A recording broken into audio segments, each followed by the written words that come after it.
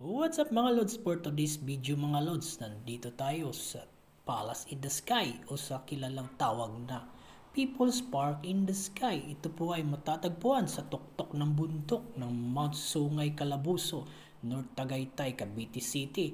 May parking fee pala dito mga lods na 20 pesos sa ating mga motor at 30 to 50 pesos naman ang mga 4 wheels mga lods.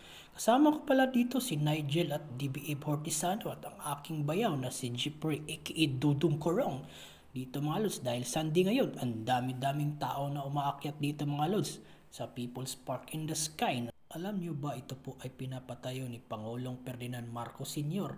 dahil dito sana gaganapin ang pagbisita ng Pangulo ng Estados Unidos na si President Ronald Reagan noong 1986. Subalit sa kasawiang palad, ito po ay nakansila ang pagbisita ng Presidente ng Estados Unidos na si Presidente Ronald Reagan dito sa Pilipinas sa kadahilanan na patalsik po ito si Pangulong Ferdinand Marcos Sr. bilang Pangulo ng Pilipinas. Dahil sa People's Power ng Pilipinas na patalsik ito si Pangulong Ferdinand Marcos Sr. sa kanyang pwesto at pumalit ito si President Corazon Aquino bilang Pangulo ng Pilipinas, kaya hindi matapos ang proyekto ni Pangulong Marcos Sr.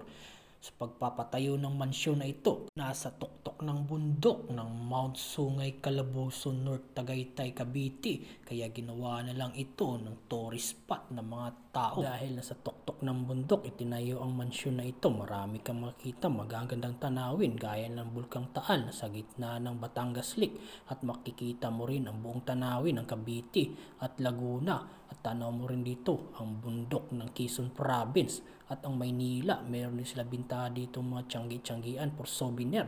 Meron din silang bintahan ng mga t-shirt, maraming disenyo sa halagang 180, at meron dito silang bintahan din na magnetic para sa ating refrigerator, souvenir din yan.